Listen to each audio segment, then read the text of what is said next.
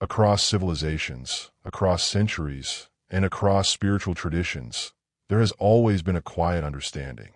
There is something sacred about life force. Whether it was called Ajas in ancient India, Jing in Taoist China, vital essence in Greek philosophy, or simply seed in biblical language, humanity has long recognized that within a man exists a concentrated reservoir of creative power. In the modern world, this truth has been buried beneath convenience, excess, and distraction. Pleasure is marketed as freedom. Release is framed as health. Restraint is mocked as repression. Yet beneath the noise, many men are rediscovering an ancient insight. Semen is not merely fluid. It is symbolic of life itself. To retain, it is not about denial. It is about direction. It is about reverence for one's own creative force. This is why semen retention has often been described as the golden nectar of life, a metaphor for the most refined energy a man possesses. Everything alive runs on energy. Plants grow toward light. Animals move by instinct. Humans create, build, destroy, and transcend. Behind all action is vital force, the unseen current that animates matter. When this force is abundant, life feels expansive. When it is depleted, everything feels heavy. Semen is produced from the deepest resources of the body. It is not accidental. It is not cheap. The body treats it as precious because it carries the blueprint for new life. Even on a symbolic level, it represents potential. Not what is, but what could be. When this potential is constantly spilled without intention, the message sent to the nervous system and subconscious is clear. Creation is casual. Energy is disposable. Over time, this attitude shapes a man's inner world. The golden nectar. Why ancient traditions revered retention. Ancient wisdom traditions did not worship semen itself. They revered what it represented. In Ayurveda, semen, shukra, was the final and most refined product of digestion. Food became blood, blood became flesh, flesh became bone, bone became marrow, and marrow became reproductive essence. Losing it excessively was believed to weaken the entire system. In Taoism, Jing was the root of vitality and longevity. Taoist masters taught that careless release shortened life, while conservation and transmutation extended it. In monastic Christianity, chastity was not about shame. It was about channeling desire into devotion, discipline, and clarity. In African and indigenous traditions, seed was tied to ancestral power, legacy, and masculine responsibility. Different cultures, same intuition. Life force is sacred. Waste it thoughtlessly, and life loses its sharpness. Honor it, and life responds. One of the greatest misunderstandings about semen retention is the belief that it means bottling up desire. That approach fails. Suppression creates tension, frustration, and eventually collapse. True retention is alchemy. Desire does not disappear. It changes form. Sexual energy is not separate from creative energy. The same force that seeks pleasure can be redirected into focus, physical strength, artistic expression, leadership, spiritual insight, purpose-driven work. When retained consciously, this energy begins to rise, not stagnate.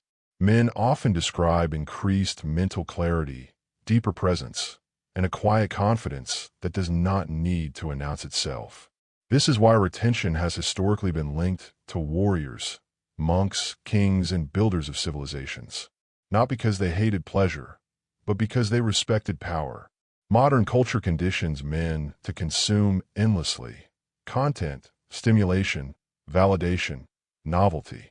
Pornography, in particular, trains the brain to associate arousal with passivity rather than participation. Retention disrupts this loop. When easy release is removed, the psyche adapts. Energy that once sought instant gratification begins to ask deeper questions. What am I building? Where's my life going? What do I actually want? This is not mystical. It is neurological and psychological. Attention, once fragmented, becomes unified. Motivation increases not because of hype, but because unused energy demands expression.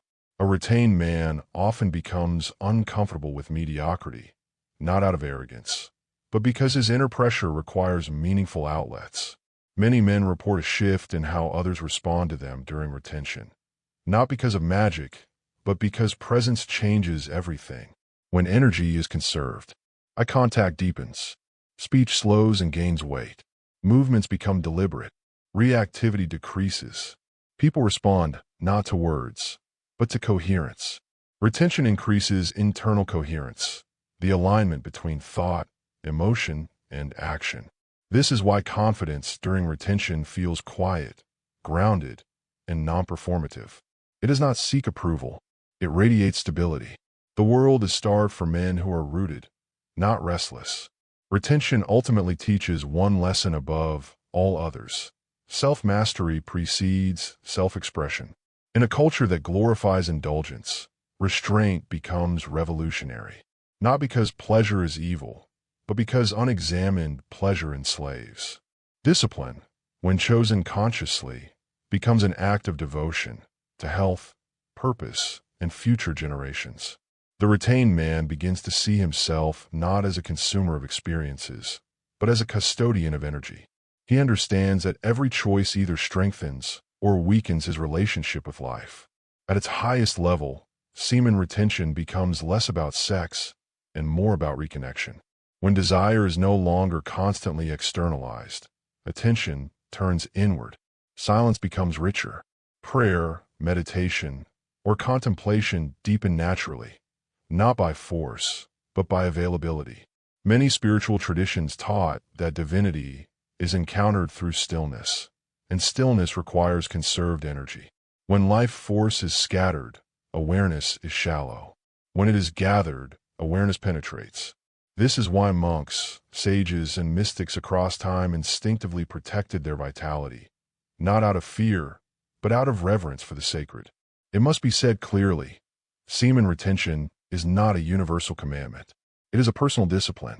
Extremism, guilt, or obsession distort its benefits. The true question is not, should I retain? It is, am I living consciously? Retention becomes powerful when it is chosen, not forced, integrated with purpose, balanced with physical, emotional, and relational health. Life force is not meant to be hoarded. It is meant to be invested wisely. In the end, semen is a symbol. It symbolizes potential before manifestation. It symbolizes energy before action. It symbolizes choice before consequence. To treat it as sacred is to treat life itself as sacred. When a man realizes that his life force is not cheap, he stops living cheaply. He moves differently. He chooses differently. He builds differently. The golden nectar of life is not merely what is retained. It is what is awakened when retention becomes intention. And when intention meets discipline, life responds. Not loudly, not instantly, but profoundly. Subscribe to this YouTube channel and share the video.